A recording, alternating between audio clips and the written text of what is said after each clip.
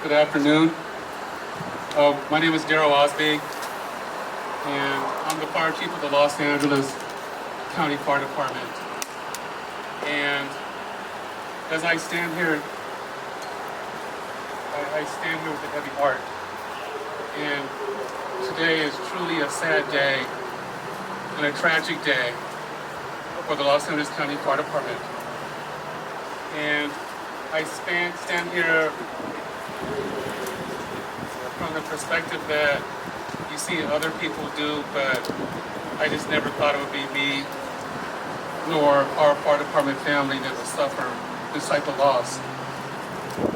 As a fire chief, I always talk to the members of my organization, and I always tell them that their safety is my number one priority, that I expect them to come to work on time, put in a good day's work, and go home safely. That the work that our firefighters and firefighter paramedics do is a very dangerous and arduous profession, and many times they put their lives in danger to protect and serve others when they receive 911 calls for service.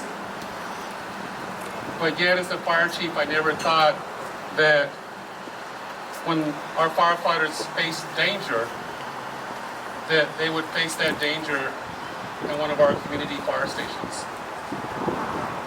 At approximately 10:55 this morning, we had a tragic shooting at a fire station 81 in Agua Dulce, which is one of our Los Angeles County fire stations. And it's with a heavy heart that I stand here to say that one of our firefighter specialists succumbed to his injuries. He was a brave, committed, loyal member of our department for over 20 years. He was a 44-year-old male who died of his injuries. I had the opportunity to recently talk to his family and other members of our department as it pertains to our fallen member during this difficult time. And you can only imagine how they feel for the loss of their co-worker and the loss of a husband, a son, a father, a dear friend.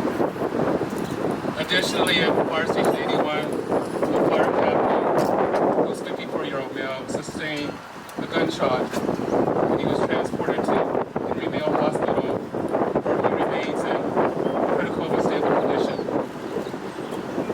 Tragically, we learned that the shooter was an off-duty firefighter who came to the fire station. Following the shooting, we learned that the firefighter returned to his house. He barricaded himself.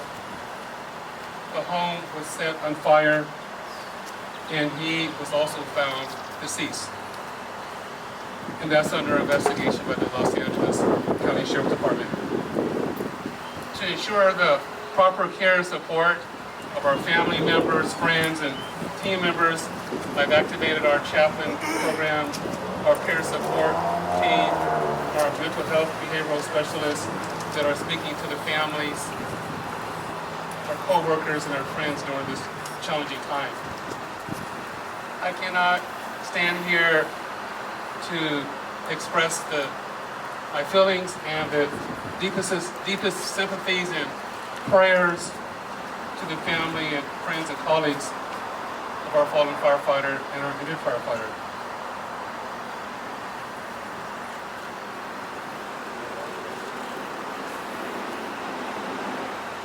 This morning when I received the news,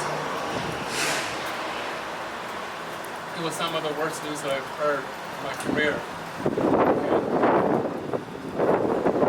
As a fire chief, I've dealt with a lot of death and a lot of fallen members of my department. And I've always prayed that we would never have a line of duty death. And never thought that if it occurred, that it would occur in this fashion. I know that as firefighters, we are in a profession of providing assistance to others, but I ask that in this particular situation, that we ask you for your support, that we ask you for your assistance, that we ask you for your prayers in our time of need. This is an ongoing investigation, so limited in the information that I could release. I will have the sheriff and his team come speak afterwards. But on behalf of the entire Los Angeles County Fire Department, I want to thank everybody for their thoughts, their prayers, and their support during this difficult time. While this is under investigation still, I would like to bring to the podium Sheriff Alex Villanueva.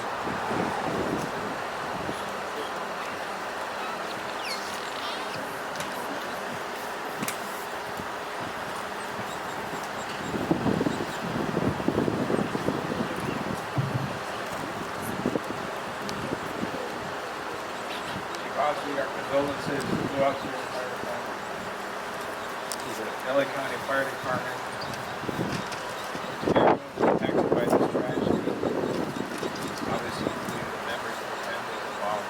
Our thoughts and prayers go out to everyone. This morning at 10:53 a.m., our department received a 911 call at 8700 Sierra Highway, unincorporated Aguadulce, and this is the location of LA County Fire Station 81. Santa Clarita Station deputies, Lancaster and Palmdale Station deputies arrived at the location at 11:18 a.m. You have to appreciate there's quite a bit of distance between all those places. And discovered there had been a shooting at the station itself, 81.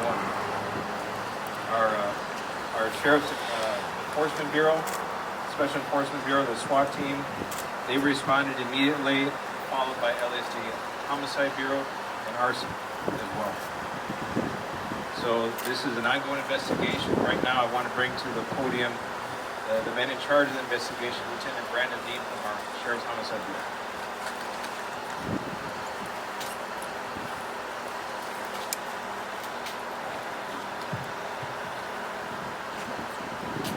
Thank you, Sheriff. So, as the Sheriff indicated, this is obviously very early on in the investigation, so this is the preliminary information that we have as of so far. So as the Sheriff and the Chief indicated, approximately 10:50 this morning, our Palmdale Sheriff Station received a call of a gunshot victim in the 8700 block of Sierra Highway at LA County Fire Station number 81.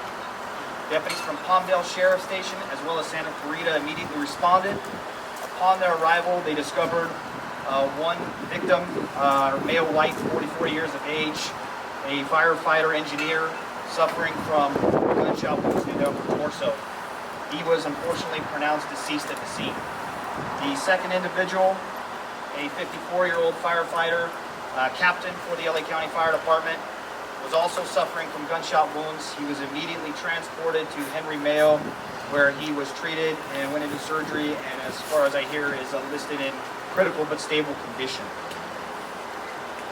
Based on witness statements at the scene that were at the fire station when the shooting happened, they gave a name of the suspect and a description of the suspect vehicle. That vehicle was linked to a residence in the 2600 block of Bench Spur Drive, and we know that that suspect that shot those two firemen is also a off-duty fireman that also works at LA County Station number 81, the same location. Deputies immediately started responding to the suspect's residence, at which time they also received a house fire call, and the house in question on the 2600 block of Bensburg Drive was on fire. As the Sheriff indicated, members of our Special Enforcement Bureau immediately started to respond, and they contained the location. While containing the location, they saw an individual in a small room outside of the actual residence, appeared to be suffering a gunshot wound to the head. At this time, it's unknown if it's self-inflicted or not, but we know that no deputies fired, and we don't believe anybody else was at the location, so it appears to be self-inflicted. We cannot with 100% certainty say that that is our suspect because we have not made an approach on the residence yet. The house is still burning. Once they feel it is safe to make an approach, our Special Enforcement Bureau officers will make an approach and clear the location. They didn't immediately make an approach because we had gathered information that they believed there was nobody else inside the location and that the one person that we were looking for was outside the location. Again, this is very early on. The actual motive of the crime we're unsure yet. We still have to conduct interviews with all the fire station personnel that work at the station, all 3 shifts, family members, conduct next of kin notifications, process both crime scenes, first the firehouse, and then ultimately the house that is on fire once it's deemed to be safe to process.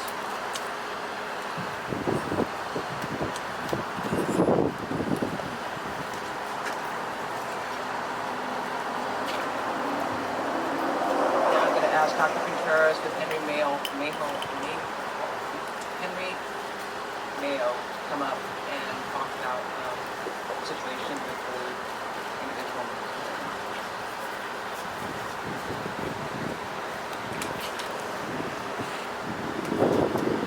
Good afternoon. It's always a heavy heart and deep sadness for any trauma surgeon in a very medical facility on a day like this. And my condolences go to the families involved in this tragedy. And the other Catholic firefighters are brothers in the protection of the community as trauma surgeons. First and foremost, I'd like to acknowledge them. Second, I'd like to discuss the shooting. As far as the hospital was mobilized approximately 11 o'clock, 11:30. Which active shooting event was occurring. We were mobilized and prepared. I'd like to acknowledge the hospital to be prepared ahead of that event. We received 1 firefighter from this tragedy, gunshot wound victim, which we took to the operating room and stabilized it. All life-threatening injuries have been addressed. Our process is ongoing at this time.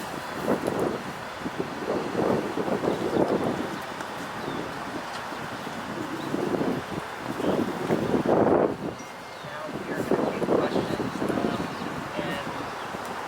I don't know who wants to handle that. Go ahead.